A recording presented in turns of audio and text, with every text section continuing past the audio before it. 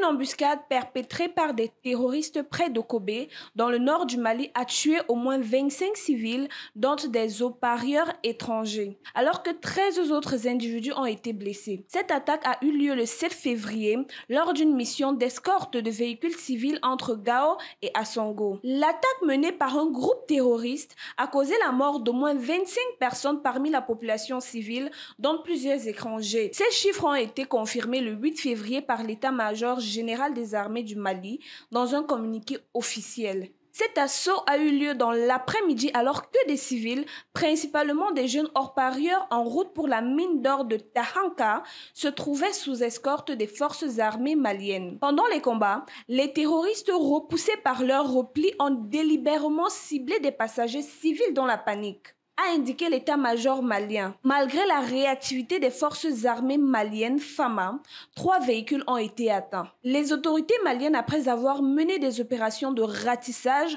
ont retrouvé 19 corps de terroristes abandonnés et 4 autres blessés, ainsi que des armes et du matériel militaire.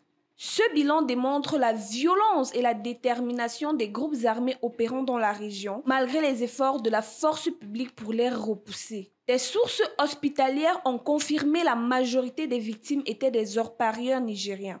Nous avons enregistré aux urgences 13 blessés, dont 4 cas dans un état critique, ont déclaré des sources hospitalières à Anadolu. Le bilan pourrait encore évoluer car des corps non transportés sont toujours présents sur les lieux. En plus des pertes humaines, des dégâts matériels importants ont été enregistrés. Au moins 3 minibus, 2 camions gros porteurs et un camion de 10 tonnes ont été réduits en cendres par les hommes armés, ont rapporté des sources locales. Les embuscades et les attaques par engins explosifs improvisés sont devenues des méthodes récurrentes des groupes terroristes opérant dans le nord et le centre du Mali. Et ce dernier accident n'est pas une première. Cela dit, les autorités maliennes font face autant sur le plan militaire qu'économique. L'exploitation aurifère au Mali traverse une période de turbulence marquée par un bras de fer entre le gouvernement et les compagnies minières étrangères. Barrick Gold, principal producteur du pays, se retrouve au cœur des tensions avec sa mine de Loulou-Gounkoto, menacée par de nouvelles exigences de l'État malien. En effet, la production d'or au Mali a chuté en 2024 en raison de tensions entre le gouvernement et les compagnies minières étrangères. Barrick Gold fait face à des exigences de l'État qui voudrait augmenter sa part des revenus miniers. Les négociations sont en cours, mais les exportations restent suspendues. Selon Reuters, la production industrielle d'or au Mali a chuté de 23% en 2024, atteignant seulement 51 tonnes contre 66,5 tonnes en 2023. Cette baisse est en partie liée aux différents opposants Barrick Gold aux autorités qui ont saisi 3 tonnes d'or de la société et arrêté plusieurs de ses employés, l'accusant de ne pas payer sa juste part d'impôts.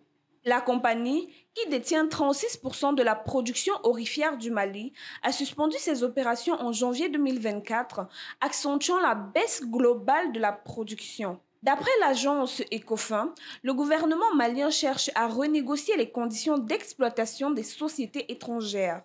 La nouvelle loi minière de 2023 prévoit une augmentation des taxes et une réduction de la part des entreprises privées au profit de l'État et des investisseurs locaux. Pour Barrick, cela signifierait une diminution de sa participation dans Loulou-Gounkoto qui passerait de 80 à 70% avec une part supplémentaire de 5% réservée aux investisseurs locaux. Cette volonté de contrôle renforcé s'explique par l'importance stratégique du secteur aurifère pour l'économie malienne.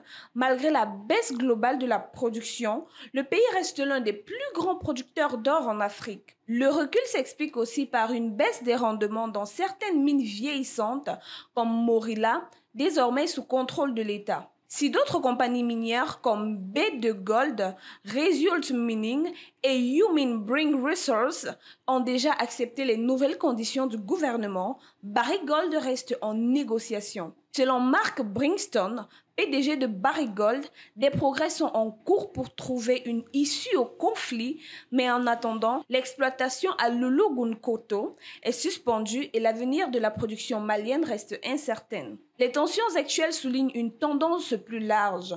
Le Mali cherche à reprendre la main sur son secteur minier et à diversifier son économie, notamment vers le lithium.